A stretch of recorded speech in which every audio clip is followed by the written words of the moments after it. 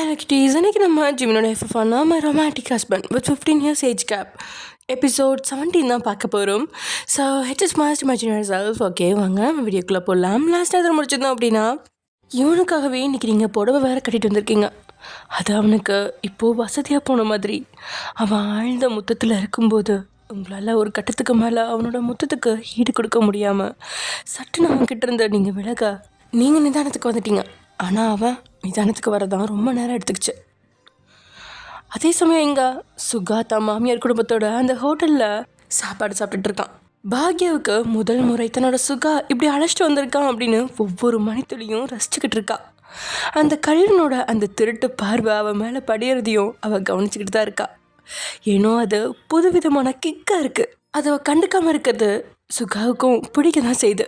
கரெக்டாக சுகாவும் பாக்யாவுக்கு ஆப்போசிட்டில் உட்காந்துருக்கா. ஒரு கட்டத்துக்கு மேலே சுகா பாக்யாவோட பார்வைக்காக தவம் இருக்கா. ஆனால் அதை துணியும் கொடுக்க மாட்டேன் அப்படிங்கிற மாதிரி திமிரா பாக்யா அவனை பார்க்கறத மட்டும் தவிர்க்க அவனும் சாப்பிட்ற மாதிரி பாவ்லா செஞ்சுட்டு டேபிள் அடியில் எதிரில் இருந்த தன்னோட மனைவியோட காலை காலார வருட ஒரு நொடி சிலிர்த்து அடங்கினவ நிமிர்ந்து சண்டைக்கொழி மாதிரி அவனை பார்க்க அந்த பார்வைக்காகவே தவம் இருந்தவன் போல. அப்படியே பற்கள் எல்லாத்தையும் காட்டினவன் அவன் பக்கத்தில் இருந்த ஒரு டிஷ் எடுத்து பாக்யா பிளேட்டில் வச்சுட்டு, சாப்பிடு லக்ஷ்மி, இது நல்லாயிருக்கும் அப்படின்னு சொல்ல சுற்றி எல்லாரும் இருந்ததால் எதுவும் சொல்ல முடியாமல் பாக்யா அவனை செல்லமாக மறைச்சிட்டு அவன் கொடுத்த அந்த டிஷ்ஷை அவன் சாப்பிடவும் மறக்கல. அதுக்கப்புறம் தான் மாமியார் பக்கம் திரும்பினவன், அத்தை நீங்கள் தப்பாக எடுத்துக்கலன்னா நாளைக்கு ஃபங்க்ஷன் முடிஞ்ச கையோட லக்ஷ்மியை நீங்கள் வீட்டுக்கு அனுப்பி வச்சா நல்லாயிருக்கும். ஏன்னா முன்னாடி மாதிரி பிஸி ஒர்க் இப்போ இல்லைத்த, வேலையெல்லாம் ரொம்ப கம்மியாயிடுச்சு. வீட்டுக்கு ரொம்ப சீக்கிரமே வந்துடுறேன். அப்படி வந்ததுக்கப்புறம் சமைச்சு சாப்பிட ரொம்ப கஷ்டமாக இருக்குது. லக்ஷ்மி இருந்தால் சமைச்சு தருவா, அதனால் சீக்கிரமாக அனுப்பி வைங்கத்த அப்படின்னு சொன்னவன் புருவம் அழுத்தி தான் மனைவியாய் எப்படி அப்படின்ற மாதிரி பார்த்து வைக்கிறான். அவனுக்கு தெரிஞ்சிருச்சு இனி பாக்கியா கிட்ட கெஞ்சிக்கிட்டு இருந்தா வேலையாகாது அப்படின்னு. அதனால தான் மாமியார்கிட்டே அவன் டைரெக்டாகவே கேட்க, என்ன மாப்பிள்ள இப்படி கேட்டீங்க? நான் இவன் உங்கள் விருப்பத்தோடு தான் இவ்வளோ நாள் இங்கே இருக்கான்னு நினச்சேன். உங்களை கஷ்டப்படுத்திக்கிட்டு அவன் இங்கே இருக்கான்னு தெரிஞ்சிருந்தா அடுத்த நாளே விரட்டி விட்டுருப்பனே. அம்மா அப்படின்னு பாக்யா தன்னோட அம்மாவை பார்க்க, என்னடி புருஷனுக்கு சமைச்சு கொடுக்கறத விட உனக்கு என்ன பெரிய வேலை?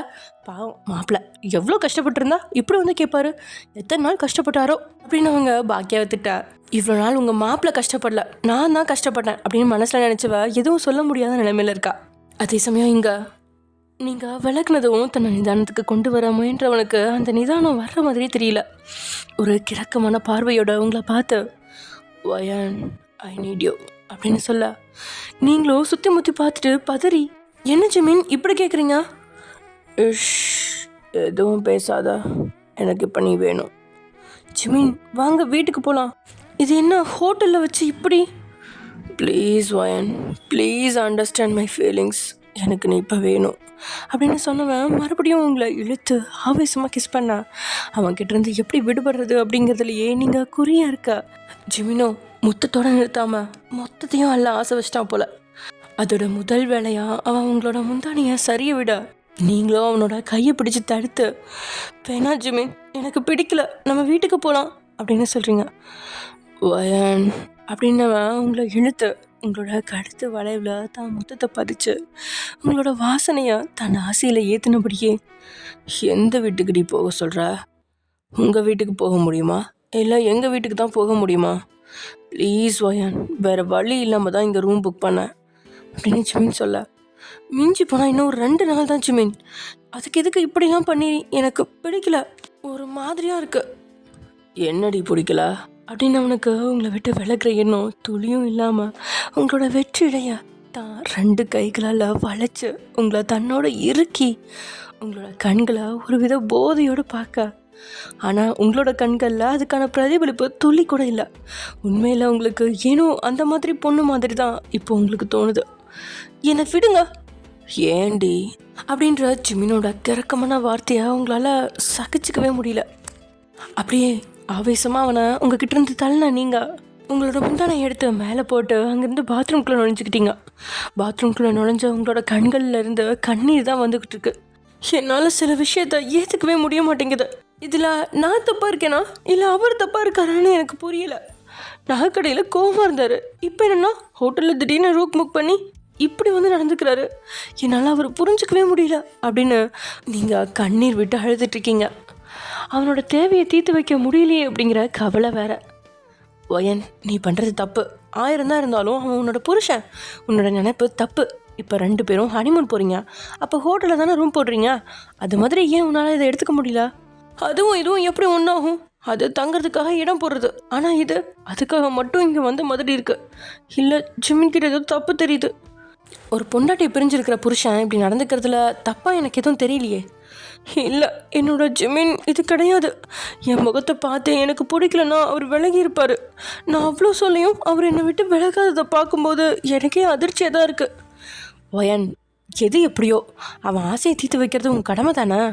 அதனால் நீ ஒன்றும் குறைஞ்சு போயிட மாட்டியே அப்படின்னு நீங்களே உங்ககிட்ட பேசி ஒரு முடிவு எடுத்தவளா பாத்ரூம் கதவை திறந்து தயக்கத்தோடையே அவன் முன்னாடி போய் நிற்கலாம் அப்படின்னு தான் நினச்சிங்க. ஆனால் கதவை திறந்தவங்களுக்கு அதிர்ச்சி. அங்கேருந்த பெட்டில் தாறுமாறாக ஜிமின் படுத்திருக்கா. அவன் தலையெல்லாம் கழிச்சு பார்க்கவே முகம் உடம்பெல்லாம் வியத்து ஒரு மாதிரி இருக்கான். கண்கள் எல்லாம் சிவப்பேறி தான் ட்ரெஸ்ஸை தானே கழட்ட முடியாமல் ஏதோ போதை போட்ட மாதிரி அவன் தடுமாறிட்டு இருக்கிறத பார்த்து உங்களுக்கு ஏதோ சந்தேகம் வர, ஜிமின் குடிச்சிருக்கீங்களா அப்படின்னு கேட்டபடியே நீங்கள் அவன் பக்கத்தில் வர, அவனும் உங்களை நெருங்க விடாமல் தள்ளிவிட பார்க்க, அது முடியாமல் போக அவனுக்கு ரொம்ப பக்கத்தில் போய் மோப்பம் பிடிச்ச உங்களுக்கு இல்லை அவன் குடிக்கல அப்படின்னு தெரிஞ்சிருச்சு. ஆனால் ஏன், என்னாச்சு? இவ்வளோ டிஃப்ரெண்ட்டாக இருக்கீங்க. நார்மலாக இல்லை ஜிமின், நீங்கள் என்னாச்சு உங்களுக்கு அப்படின்னு வியர்வை வழிகிற முகத்தை தான் முந்தானையால் தொடச்சி விட்டுட்டு அவனோட 2 கன்னங்களிலும் தான் 2 கைகளை ஏந்தி கேட்க, அவனும் அதுக்கு மேலே முடியாமல் அவங்களோட எலும்புகள் நொறுங்குற அளவுக்கு இறுக்கி அணைக்க, ஆ ஜிமின் வலிக்குது விடுங்க அப்படின்னு நீங்கள் கத்த, அதுக்கு மேலே ஜிமினாலேயும் முடியல. அவனுக்கு என்ன நடக்குது அப்படின்னு அந்த போதையிலையும் புரிஞ்சுக்கிட்டவன் உடனே தன்னுடைய ஃபோனை தான் தேடி எடுத்தான். ஃபோனை எடுத்துட்டு ஒரே தள்ள உங்களை தள்ளி விட்டுட்டு அவன் பாத்ரூம் உள்ள தட்டு தர மாதிரி போக, அவனை பிடிக்க போன உங்களையும் கையை நீட்டி தடுத்து உள்ளே நுழைஞ்சிட்டான்.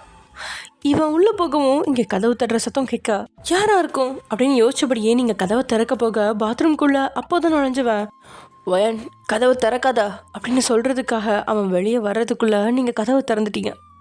ஜிமினுக்கோ அதுக்கு மேலே அசையக்கூட முடியாமல் அப்படியே அவன் கீழே விழுக, ஒரு 55 வயசு மதிக்கத்தக்க ஒரு மனுஷனும் கூடவே 2 அடியாட்களும் நீங்கள் கதவை திறந்த உடனே உங்களை உள்ளே தள்ளிக்கிட்டு இவங்க உள்ள நுழைய உங்களுக்கு ஏதோ தப்பாக நடக்குது அப்படின்னு மட்டும் ஓரளவு விளங்கிடுச்சு.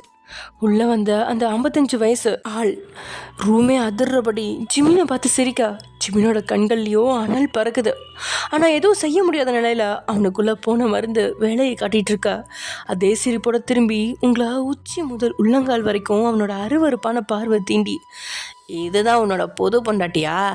செம ஹாட்டாக இருக்காளே, இவளுக்காக நீ அடிக்கடி ஆஃபீஸ் வராமல் விட்டது தப்பே இல்லைப்பா அப்படின்னு சொன்னவனோட பார்வை உங்களோட வெற்றிடை மேலே படிய அவனோட பார்வையில் கூசி உங்களோட முந்தானையை எடுத்து உங்களோட இடுப்பில் மறைச்ச உங்களோட கண்கள்லேயோ கோபம் கொப்பளிக்குது.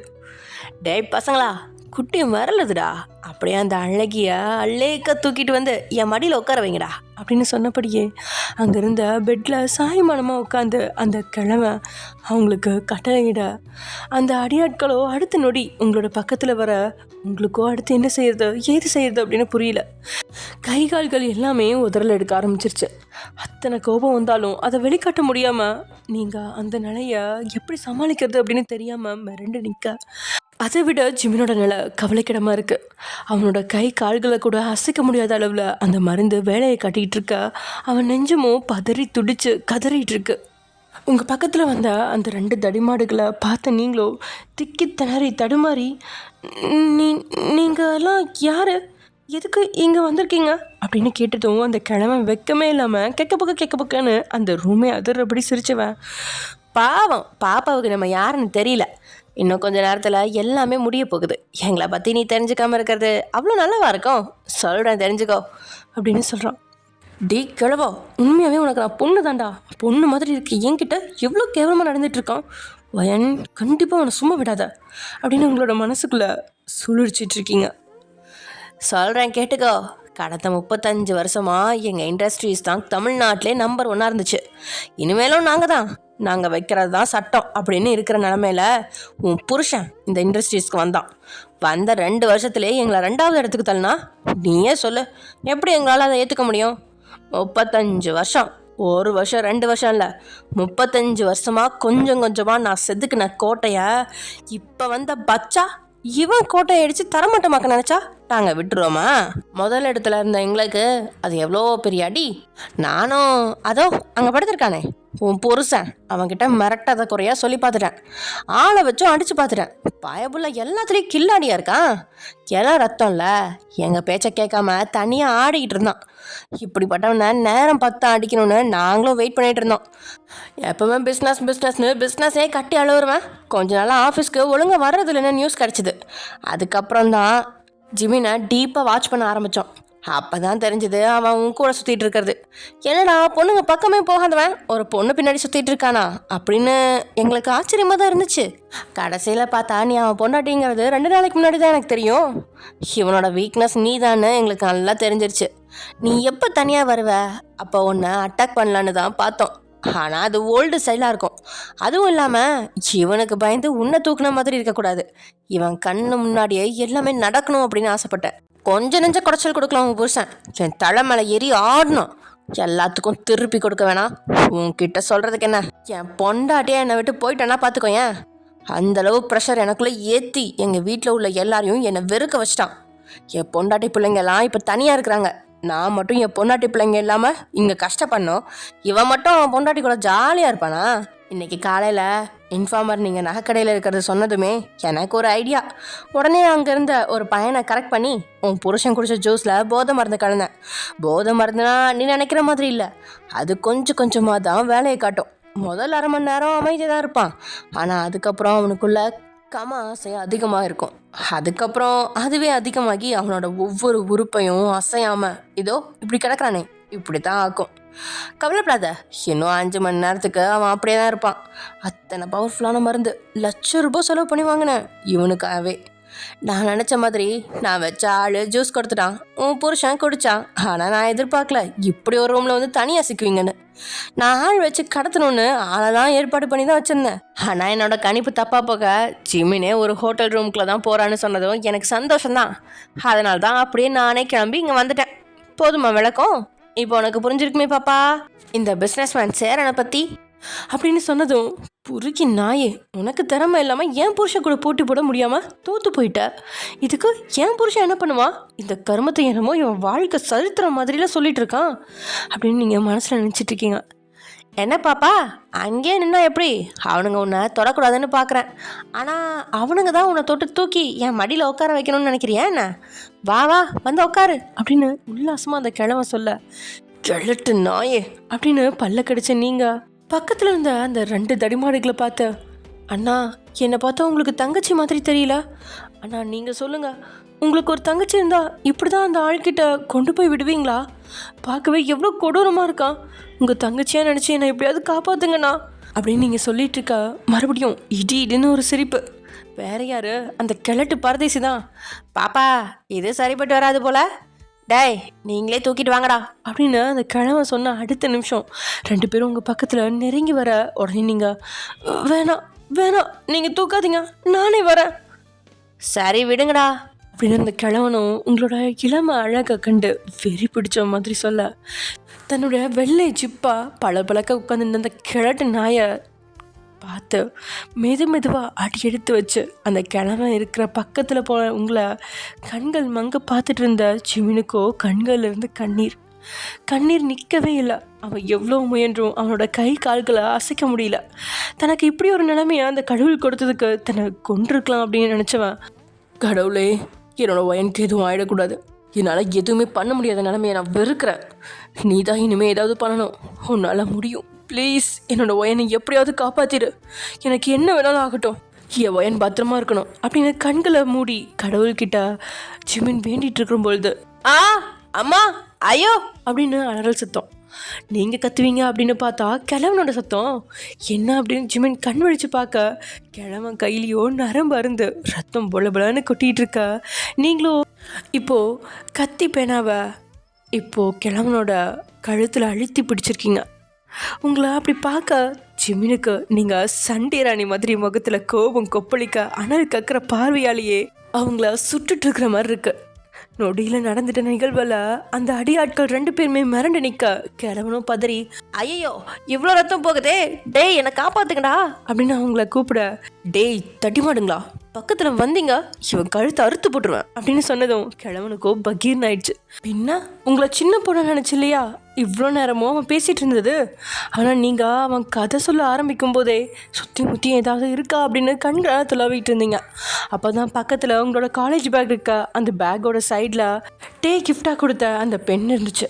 அது நார்மல் பென் கிடையாது, ஸ்பெஷல். எப்படின்னா முன்னாடி பக்கம் ஓப்பன் பண்ணால் பேனா நிப்பு இருக்கும், எழுதிக்கலாம். அதுவே பின்னாடி பக்கம் பட்டன் அழுத்துறது மாதிரி இருக்கும். அதை அழுத்தினா ஷார்ப் கத்தி வெளியில் வரும். என்னடா அது கத்தியெல்லாம் வாங்கி தந்துருக்க, நான் என்ன ரவுடி பீஸா, எனக்கு இதெல்லாம் வேணாம், எனக்கு வேறு வாங்கித்தா அப்படின்னு நீங்கள் கிட்ட அடம் பிடிக்கும் பொழுது, இது உனக்கு கண்டிப்பாக யூஸ்ஃபுல்லாக இருக்கும், அதான் இது உனக்கு கிஃப்ட் பண்ணியிருக்கேன், ஒரு நாள் இல்லாட்டி ஒரு நாள் கண்டிப்பாக நீ என்கிட்ட சொல்லுவ பாரு அப்படின்னு அவன் சொல்ல, அப்போது சொல்கிற பொழுது விளையாட்டா நீங்கள் இந்த கத்தியால் உன்னை தாண்டா குத்தணும், ஆளை பாரு அப்படின்னு சொல்லியிருந்தீங்க. ஆனால் கொடுத்ததால் அந்த பேனா உங்களுக்கு ஃபேவரட் தான். சரியாக அதை பேக்கோட சைடில் வச்சுருந்ததால் அந்த பேனா உங்களோட கண்ணில் பட யாருக்கும் தெரியாமல் பட்டுன்னு அந்த பேனாவை உருவி உங்களோட இடுப்பில் செருகியிருந்தீங்க. அதுவும் இல்லாமல் உங்களுக்கு கராத்தே கூட தெரியும். சின்ன வயசுலேயே 3 பெண் குழந்தை அப்படிங்கிறதால உங்கள் அப்பா தான் 3 பேத்துக்கும் தற்காப்பு கலை சொல்லி கொடுத்து வளர்த்துருந்தார்.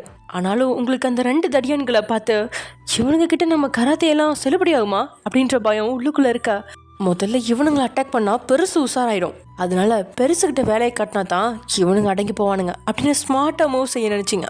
அதனால தான் நீங்கள் தானாகவே அவன் மடியில் உட்காரன் அப்படின்னு ஒப்புக்கிட்டு அவன் பக்கத்தில் போனீங்க. தன்னுடைய கராத்தேவை முதல்ல கிழவன்கிட்டயே ஆரம்பிப்போம் அப்படின்னு நினச்சினீங்க. அவன் மடியில் உட்கார மாதிரி பாப்லா காட்ட கிழவனும் உங்கள் அழகில் மயங்கி அசந்த நேரத்தில் பட்டுன்னு உங்களோட இடுப்பில் இருந்த பேனாவை உருவி மின்னல் வேகத்தில் கிழவன் கையில் அழுத்தமான கோடு ஒன்று எடுத்துட்டீங்க. அது அந்த கிழவன் உணர்றதுக்கு முன்னாடியே அவனோட இன்னொரு கையை முறுக்கி அவன் முதுக பின்னாடி பிடிச்சு வளைச்சு தான் மற்றொரு கையால் அவனோட கழுத்தில் கத்தியை அழுத்தி பிடிச்சு, டே கிழவா, இன்னைக்கும் நாளைக்கோ இருந்துக்கிட்டு உனக்கு சின்ன வயசு பொண்ணு அதுவும் இப்படி ஒரு சுகம் கேட்குதோ, அதுவும் என் புருஷனா என் கண்ணு முன்னாடியே உயிரில்லாத ஜீவனை வச்சுக்கிட்டு, இங்கே பாரு, கழுத்தில் இருக்கிற கையை அழுத்தி பிடிச்சிருக்கேனா இப்படியே ஒரு கிழிச்சேன்னு வையே, ஸ்ட்ரைட்டாக நரகத்துக்கு டிக்கெட் வாங்கிடலாம். என்னடா சொல்கிற, அனுப்பி வைக்கவா அப்படின்னு கேட்டபடியே நீங்கள் அழுத்தத்தை கூட்ட அந்த கிழவனும் எச்சலை கூட்டி விழுங்குற பொழுது அந்த கத்தி அவன் கழுத்தில் பதிஞ்சு வலியை உண்டாக்க, ஏய் எதுவும் பண்ணிடாத அப்படின்னு பதட்டமாக சொன்னவன், உனக்கு இப்போ நான் என்ன பண்ணணும் அப்படின்னு கேட்குறான். என்ன பண்ணணும், எல்லாமே தான் பண்ணணும். முதல்ல உன்னோட அந்த 2 தடிமாடுங்களை அனுப்பி ஒரு நல்ல டாக்டரை பிடிச்சிட்டு வர சொல்லு. எதுக்கா, என்னோட புருஷனுக்கு மாற்று மருந்து கொடுக்கணும்ல, அதுக்கு. கமான் குயிக், இன்னும் 10 மினிட்ஸில் நான் சொன்னது நடக்கணும். என்னது 10 நிமிஷத்துலையா? ஆமாம் கிழவா, இல்லைனா உன் உயிர் உன்னை விட்டு போயிடும், என்ன சொல்கிற அப்படின்னு சொன்னபடியே இப்போது நீங்களோ அரைக்கி மாதிரி சிரிக்க, அதை பீதியோடு அந்த 3 பேரும் பார்க்க, என்னத்தை தான் நீங்கள் இது கூட தெரியாமல் இருக்கீங்க, இவ்வளோ நாள் என்ன பிஸ்னஸை நடத்தி கிழிச்சிங்க, உங்கள் கையிலேருந்து ரத்தம் போய்கிட்டே இருக்கு பாருங்க, தெரியலையா? மெயின் நரம்பு தான் நான் கட் பண்ணி விட்டேன், அந்த நரம்புல இருந்து 1 மணி நேரம் ரத்தம் போயிட்டே இருந்தா அவ்வளோதான், மர்கியா தான். டேய் இவனடா கிறுக்கு மாதிரி உளறிட்டு இருக்கா, ஒய் பெருசு, நான் கிறுக்கு மாதிரி உளறேனா, படித்த உனக்கே இது தெரியலனா உங்ககிட்ட கை கட்டி சம்பளம் வாங்குற அந்த மாங்காய் மடையன்களுக்கு எங்கே தெரிய போகுது அப்படின்னு நீங்கள் சொல்லிட்டு இருக்க. பாஸ் இப்போ ஓகேன்னு மட்டும் சொல்லுங்க, அவளை ஒன்றும் இல்லாமல் பண்ணிடுறேன் அப்படின்னு ஒருத்தன் கேட்குறா. டே ராசா, யாரா நீ என்ன ஒன்றும் இல்லாமல் பண்ணுறது இருக்கட்டும், நீ என் பக்கத்தில் வர்றதுக்குள்ள அந்த ஆளு கழுத்தை சதக்குன்னு ஒரே கிழிதான், சம்பவம் ஓவரு, அப்புறம் உனக்கு எவன் சம்பளம் தருவான், யோசிடா கண்ணா யோசி அப்படின்னு நீங்கள் சொல்ல. டேய் அவள் நம்மளை மிரட்டுறாடா, அவளை போட்டு தள்ளிட்டு நம்ம பாஸை ஹாஸ்பிட்டலில் சேர்த்தா காப்பாற்றிடலாம் அப்படின்னு இன்னொருத்த சொல்ல. இப்போது மறுபடியும் அந்த அரக்க சிரிப்பு, காப்பாற்றிடலாம் தான், ஆனால் அதுக்கு ஆல்ரெடி 10 நிமிஷம் வேஸ்ட் பண்ணிட்டீங்களே. உங்களுக்கு ஒன்று தெரியுமா, எனக்கு கராத்தே கிளாஸ் சொல்லி தந்தாரே இந்த மாஸ்டரு, அவர் சொல்லியிருக்காரு கையில் இருக்க நரம்பு இருந்து அதே நேரத்தில் கழுத்தில் இருக்கிற நரம்பு இருந்தால் 5 நிமிஷம் தான் உயிரோடு இருப்பாங்களாம். அந்த 5 நிமிஷத்துக்குள்ளே நீ டாக்டரை போய் பார்த்து இந்த கிழவனை காப்பாற்றிடுவியா என்ன? சரி நீ ரிஸ்க் எடுக்க முடிவெடுத்துட்டு போல, வா வந்து என்ன போட்டு தள்ளி பார்க்கலாம் அப்படின்னு சொன்னதும் அந்த அடியால் முன்ன வர, டேய் முட்டாள், அவள் கத்தி வச்சிருக்கிறது என் கழுத்தில், உங்கள் கழுத்தில் இல்லை, வீணா அவகிட்ட வாயாடாமல் சீக்கிரம் டாக்டருக்கு ஃபோன் பண்ணி வர சொல்லுங்கடா அப்படின்னு சொன்ன கிழவனுக்கு மரண பயம் கண்களில் தெரியுது. அப்பாடி நம்ம சொன்னதெல்லாம் உண்மைன்னு நம்பிட்டாங்க போல் அப்படின்னு நீங்கள் மனசுக்குள்ளே நினச்சாலும் உள்ளுக்குள்ளே அவ்வளோ பயம். இப்படி ஒரு சூழ்நிலையை நீங்கள் கையாண்டதே கிடையாது. ஆனால் தான் கணவனை அப்படி ஒரு நிலைமையில பார்த்ததும் எங்கேருந்து தான் இவ்வளோ வேகம் வந்துச்சோ. கிரிமினலாக யோசிச்சு ஏதோ கிறுக்குத்தனமாக பண்ணிக்கிட்டு இருக்கிறீங்க நீங்கள் அப்படின்னு மட்டும் புரியுது உங்களுக்கே. மாட்டினா அவ்வளோதான், சங்கு கன்ஃபார்ம் அப்படின்னு நினச்சிட்டு இருக்கும்போது அந்த ரூமோட கதவை உடச்சிக்கிட்டு திபு திபுன்னு ஆட்கள் நுழைய அதை எதிர்பார்க்காத அந்த அடியாட்கள் விழி பிதுங்கி நிற்க, டேய் இவனுங்க யாரா அப்படின்னு அந்த 2 அடியாட்கள்கிட்டையும் கேள்வி கேட்டுட்டு இருக்கும்போதே அந்த 2 அடியாட்களை 2 அடியில் கீழே தள்ளி ஒரு ஓரமாக கட்டி வச்சதுமே கிழவனுக்கு புரிஞ்சிருச்சு. டாய் ஜிமின் அப்படின்னு பல்ல கடிச்சிக்கிட்டு திரும்பி அங்கிருந்த ஜிமினை கிழவன் பார்க்க ஜிமின் முகத்துலேயோ அந்த நேரமும் அழகான ஒரு புன்னகை விரியுது. ஆமாம், அது ஜிமினோட ஆட்கள் தான். முதல்ல ஜிமின் கோமா தான் நகைக்கடையை விட்டு உங்களை பார்க்க போனது. ஆனால் போகிற வழியிலேயே அவனுக்குள்ளே ஏதோ செய்ய ஆரம்பிச்சிருச்சு. அதெல்லாம் கண்டுக்காம தான் வண்டியை ஓட்டிகிட்டு இருந்தான். இருந்தும் ஏதோ அசௌகரியமாகவே இருக்கா. தனியாக காரில் இருந்து பேசினா சரி வராது அப்படின்னு அந்த நேரத்துலையும் ஜிமினுக்கு தோண அதனால தான் உங்களை அழைச்சிட்டு ரூம் புக் பண்ணான். ரூம் புக் பண்ணது என்னமோ உண்மையில் உங்ககிட்ட பேச நினச்சிதான். ஆனால் உள்ளே நுழைஞ்சவன் உங்களை கிஸ் பண்ணது, அத்துமீறினது எல்லாமே அவனையும் மீறி நடந்த ஒன்று. ஒரு கட்டத்தில் நீங்கள் விலைக்கு போன பொழுது தான் அவனுக்கு ஏதோ தப்பாக நடக்குது, தங்கிட்ட ஏதோ தப்பாக இருக்குது அப்படிங்கிறத புரிஞ்சுக்கிட்டனால அதை சரி செய்ய முடியல. அதுக்கப்புறம் தான் முயன்று தன்னுடைய ஃபோனை எடுத்து யாருக்கோ ட்ரை பண்ணிட்டு இருந்தான். அப்படியே பெட்டில் விழுந்தவனால தன்னை அசைக்க கூட முடியாத நிலைமையில இருந்தான். நீங்கள் பாத்ரூம்லேருந்து வெளியே வந்ததுக்கப்புறம் தன்னை முயன்று பெட்டுக்கு பக்கத்தில் இருந்த ஃபோனை எடுத்து பாத்ரூம்குள்ளே நுழைஞ்சவன் எமர்ஜென்சிக்கு அப்படின்னு கார்ட்ஸ் வச்சுருப்பான். அந்த கார்ட்ஸுக்கு அவன் இருக்கிற லொக்கேஷனை ஷேர் பண்ணி ரூம் நம்பர் 307 எமர்ஜென்சி அப்படின்னு வாய்ஸ் மெசேஜை முயன்று அந்த மெசேஜை அனுப்பிட்டு அவன் வெளியில் வந்து பார்க்க பொழுது தான் நிலைமை கைமீறி இருந்துச்சு. எப்படியோ அவன் கார்ட்ஸ் வர 1/2 மணி நேரமாவது ஆகும், அதுக்குள்ளே எல்லாம் முடிஞ்சிருமே அப்படின்னு நொந்தவன் கை கால்கள் அசைக்க முடியாமல் கீழே விழுந்துற. இத்தனை நேரமும் நீங்கள் அவங்கள ஹேண்டில் பண்ணதால் 1/2 மணி நேரத்தில் வர வேண்டியவங்க 20 நிமிஷத்துலேயே வந்து இதோ இப்போது உங்களையும் காப்பாற்று. அந்த கிழவன் சேரனையும் அங்கிருந்த பெட்டு கட்டிலில் கட்டி போட்டுட்டு வச்சுருக்காங்க. உங்களுக்கு அப்போ தான் உயிரே வந்த மாதிரி இருக்குது. தன்னை நிதானத்துக்கு கொண்டு வந்த நீங்கள் அடுத்த நிமிஷம் ஜிமின் பக்கத்தில் போக ஜிமினுக்கும் அதுக்கு மேலே முடியாமல் கண்களை மூடிருந்தான். அங்கே இருந்த கார்ட்ஸோட உதவியோட உடனடியாக ஹாஸ்பிட்டலுக்கு அழைச்சிட்டு போன நீங்கள் உங்களோட ஃபேமிலி டாக்டர்கிட்ட நடந்த எல்லா விஷயத்தையும் சொல்லி அதுக்கேற்ற மாதிரி இமீடியட்டாக ட்ரீட்மெண்ட் பார்க்கப்பட தேவையான மருந்துகளை கொடுத்து ஜிமினை அப்சர்வேஷனில் வச்சுருக்காங்க. அதே சமயம் ரெக்கவர் ஆக இன்னும் 4 மணி நேரம் ஆகும் அப்படின்னு சொல்லிட்டாங்க. உங்களுக்கு அங்கே தனியாக இருந்த ஒவ்வொரு நிமிஷமும் நரகமாக தான் இருக்குது. யாரையாவது கூப்பிட்டுக்கலாம் அப்படின்னு நினச்சா கூட நடந்த எல்லாத்தையும் சொல்ல வேண்டி வரும். தான் குடும்பத்துலேயும் சரி அவன் குடும்பத்துலேயும் சரி இந்த விஷயம் தெரிஞ்சால் கண்டிப்பாக துடிச்சு போயிடுவாங்க. அதனால தான் இதை சரி செய்யணும் அப்படின்னு நினச்ச நீங்கள் பக்கத்தில் இருந்த ஒரு சேரில் உட்காடுறீங்க. அப்படியே டேக்கு கால் பண்ணுறீங்க. அவனும் ஃபோன் எடுத்த எதுக்கு இன்றைக்கி காலேஜுக்கு வரலடி அப்படின்னு கோவமாக கேட்குறான். நீங்களும் ஓஞ்சு போன குரல்ல டே இந்த ஹாஸ்பிட்டல் வரைக்கும் வர முடியுமா அப்படின்னு கேட்க உடனே டே பதறி ஏய் என்னாச்சு ஓயன் அப்படின்னு கேட்க நீ வாடா நான் சொல்கிறேன் அப்படின்னு சொன்னதும் காலேஜுக்கு ஹாஃப் டே லீவ் எடுத்துகிட்டு நீங்கள் சொன்ன ஹாஸ்பிட்டலுக்குள்ளே நுழைஞ்சவன் உங்களுக்கு கால் பண்ண நீங்கள் வார்டு நம்பரை சொல்ல வந்து சேர்ந்துட்டான். என்னாச்சு ஓயன் எதுக்கு இங்கே உட்காந்துருக்க? ஜிம்மினுக்கு தான் அப்படின்னு நீங்கள் எதிரில் இருந்த ரூமை காட்ட ஏன் உன் புருஷனுக்கு என்னாச்சு அப்படின்னு கேட்டதும் இன்றைக்கி நடந்த எல்லாத்தையுமே நீங்கள் சொல்ல கேட்டவனுக்கு அதிர்ச்சி தான். போலீஸில் இவ்வளோ நேரம் கம்ப்ளைண்ட் பண்ணாமல் இருக்கியா நீ? வா முதல்ல கம்ப்ளைண்ட் பண்ணலாம். இல்லாட்டே இப்போ அவங்க எல்லாருமே ஜிமினோட கஸ்டடியில் தான் இருக்காங்க. அவர் எந்திரிச்சு வரட்டும், அவர் தான் எதாவது இருந்தாலும் முடிவு பண்ணணும். வயன் உனக்கு எதுவும் ஆகலைல்ல அப்படின்னு உங்களை தலை முதல் கால் வரைக்கும் அலசினபடியே டே கேட்க பார்த்தா எப்படி தெரியுது? நல்லா தான் இருக்கேன்டா. உண்மையாகவே உனக்கு எதுவும் ஆகலை தானே? எனக்கு எதுவும் இல்லைடா, ஜிமின் தான் பாவம் அப்படின்னு நீங்கள் சொல்ல இவ்வளோ எதிரிங்க இருக்காங்கன்னு தெரியுதுல்ல, அப்படி இருக்கும்போது நகைக்கடையில் கொடுத்த ஜூஸை எவனாவது குடிப்பானா அப்படின்னு ஜிமினை திட்ட அவர் என்னடா பண்ணுவார்? இப்படிலாம் நடக்கணும் தெரியுமா என்ன? ஆமாம் ஒன்றும் தெரியாத ஆள் தான் உன் புருஷன். இப்போ எதுக்கு என் புருஷன் நீ திட்டிகிட்டு இருக்கா? ஃபஸ்ட்டு மீட்டில் உங்களுக்குள்ளே கிளாஷ் ஆனதால தானே? ஆமாம் திமிரு பிடிச்சவன். உன் புருஷனை எல்லாம் எனக்கு பிடிக்கவே பிடிக்காது. அப்படியா? அப்போ சரி கிளம்பு. உன் புருஷன் மட்டும்தான் பிடிக்காது, அப்போ என்ன பிடிக்குமா? பிடிக்காம தான் லீவ் போட்டு வந்திருக்கேனா? தேவையில்லாமல் பேசி டென்ஷன் பண்ணாத. சாப்பிட்டியா? நானே அவனுங்க கிட்டேருந்து உயிரை கையில் பிடிச்சி தப்பிச்சிட்டு வந்த மாதிரி இங்கே உட்காந்துருக்கேன். இதில் எனக்கு பசிக்கவெல்லாம் செய்யுமா என்ன அப்படின்னு நீங்கள் சொல்ல டேயும் 4 மணி நேரம் கழிச்சு தானே உன் புருஷனை பார்க்க வர சொல்லியிருக்காங்க. அது வரைக்கும் இங்கே உட்காந்து என்ன தவமாக இருக்க போகிற? முதல்ல வா ஏதாவது சாப்பிடு அப்படின்னு வலுக்கட்டாயமாக உங்களோட கையை பிடிச்சி இழுத்துட்டு போனவன் கேன்டீனில் நீங்கள் சாப்பிட மாட்டேன் அப்படின்னு சொன்னதால் சூடாக காஃபி மட்டும் வாங்கி கொடுக்குறான். நீங்கள் எப்பயுமே டேயோட கண்களுக்கு பிரமிப்பான பொண்ணு தான். இதோ இன்னைக்கு நடந்த விஷயத்த நீங்கள் சொல்லும் பொழுது கூட தான் அந்த இடத்துல இருந்திருந்தா இவ்வளோ தைரியமாக இருந்திருப்போமா அப்படின்னு கேட்டால் தெரியாது அப்படின்னு தான் சொல்லுவான். எப்படி பயம் இல்லாமல் அந்த பொறுக்கிங்களை ஹேண்டில் செஞ்சா அப்படின்னு நினச்சி பார்க்கவே அவனுக்கு புல்லரிக்குது. பெண் அப்படின்னா இப்படி தான் இருக்கணும் அப்படின்னு எப்பயுமே உங்களை பார்த்து நினைக்கிற டேக்கு இன்றைக்கி அது உறுதியாயிடுச்சு. ஆனால் ஏன் அப்படின்னு தெரியல, டேயோட நினைவுகளுக்கு உங்களுக்கு ஆப்போசிட்டாக இருக்கிற லட்சுஸ்ரீ தான் நினைவுகளில் வரா.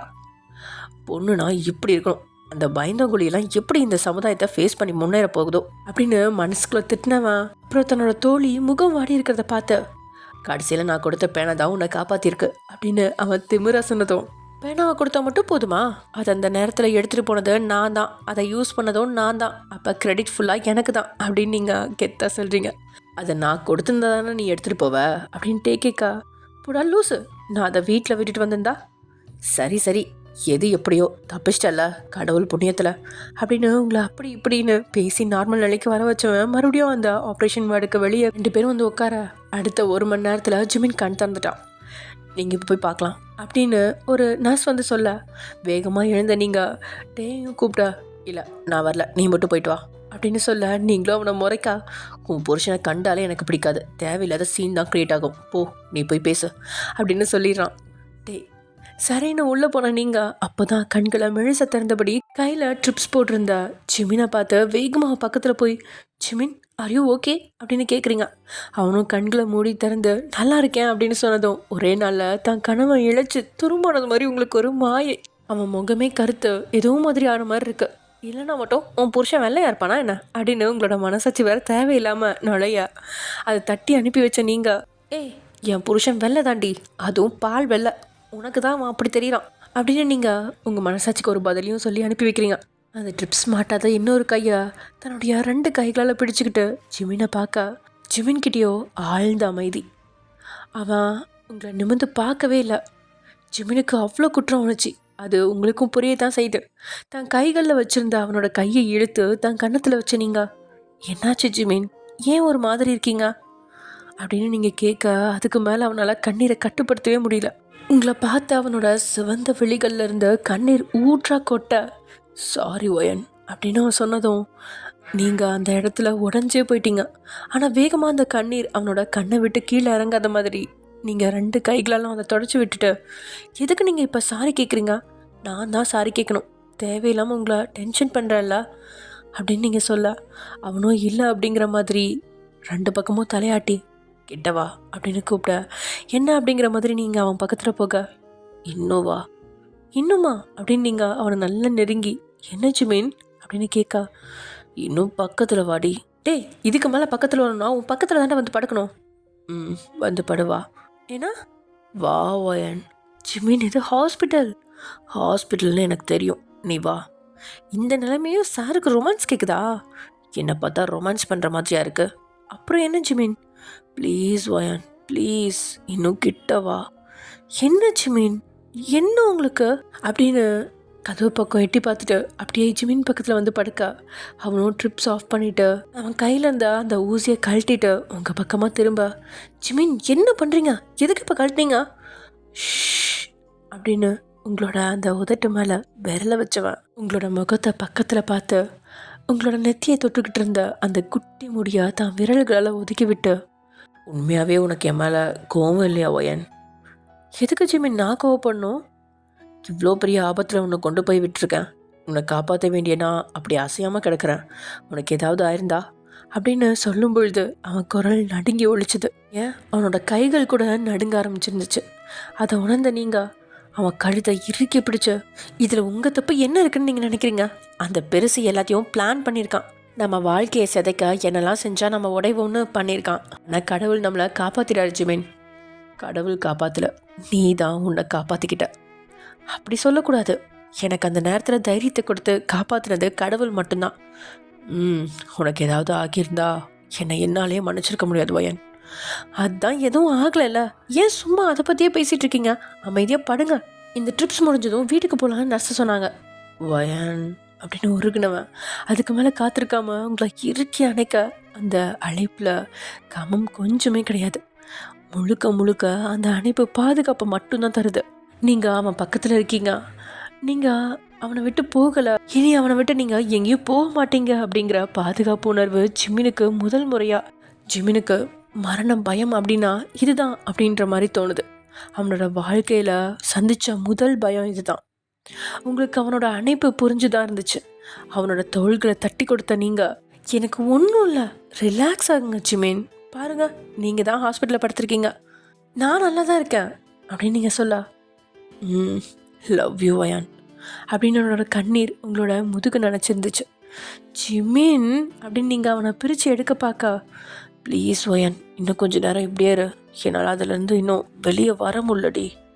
ஜிமின் இப்போ நடந்தது ஜஸ்ட் ஒரு ஆக்சிடெண்ட், அது முடிஞ்சு போச்சு. அதே நினச்சிட்டு இருந்தா நாளைக்கு நடக்க போகிற நம்ம ஃபங்க்ஷனை எப்படி சந்தோஷமாக நடத்துறது? நாளைக்கே ஃபங்க்ஷன் வைக்கிறோமா ஒயன்? நம்ம வேணா தள்ளி போடலாமா?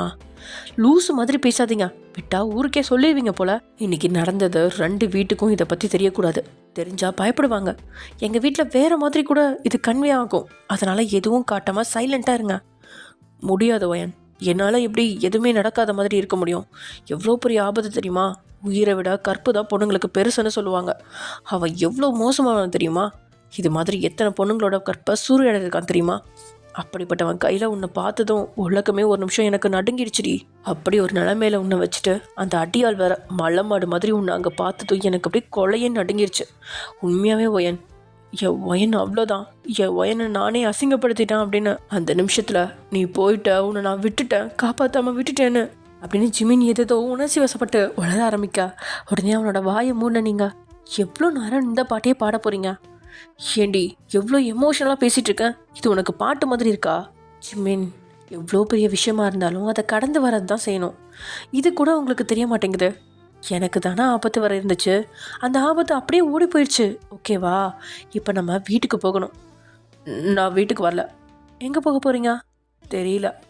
சரி ஓகே, நீங்கள் எங்கேயோ போங்க, எங்கள் அப்பா என்ன தேடுவார், நான் கிளம்புறேன் அப்படின்னு சொன்ன நீங்கள் கீழே இறங்க போக, உங்களை போக விடாமல் உங்களோட கையை பிடிச்சுவேன். ப்ளீஸ் ஒயன், என்னை விட்டு போகாத, விட்டுட்டு போகாதடி. ஜிமின், நான் எப்படிப்பா? ப்ளீஸ் ஒயன், இன்றைக்கி ஒரு நாள் மட்டும்தானே உங்கள் வீட்டில் இருக்க போகிற, அதுக்கப்புறம் எங்கள் வீட்டுக்கு வந்துடுவ தானே? அதுக்கு இப்போயே வரலாமே. இப்போயே வரணுமா? அப்பா டென்ஷன் ஆவாங்க. அப்போ என்னை பற்றி உனக்கு கவலையே இல்லையா? என்னை சங்கடத்துக்கு ஆளாதுக்காதீங்க ஜிமின் அப்படின்னு நீங்கள் சொன்னதும், சரி நீ போ அப்படின்னு சொல்லி உங்களோட கையை விட்டுட்ட. உங்ககிட்ட கெஞ்சிகிட்டு இருந்தாலாவது போக தான் வேணும் அப்படின்னு நீங்கள் சொல்லுவீங்க. ஆனால் அவன் உடனே கையை விட்டதும் எங்கே நீங்கள் போகிறது? அவன் முகத்தையே உத்து பார்த்து நீங்கள், சரியான கல்லூலி மங்க, என்கிட்ட எப்படி மூவ் பண்ணால் காரியத்தை சாதிக்க முடியும்னு நல்லா தெரிஞ்சு வச்சுருக்கான் அப்படின்னு செல்லமாக அவனை திட்ட. நீங்கள் அவன் பக்கமாக வந்து கொஞ்சமாக இருந்த அந்த ட்ரிப்ஸை பார்த்துட்டு நேராக ஒரு நர்ஸ்கிட்ட போயிட்டு, சிஸ்டர் நாங்கள் கிளம்பலாம் தானே, ட்ரிப்ஸ் முடிஞ்சிருச்சு. ஓ அப்படியா, இருங்க நான் வந்து ரிமூவ் பண்ணி விடுறேன். இல்லை நானே ரிமூவ் பண்ணிட்டேன். ஓகே, பில்லெல்லாம் பே பண்ணிட்டீங்க தானே?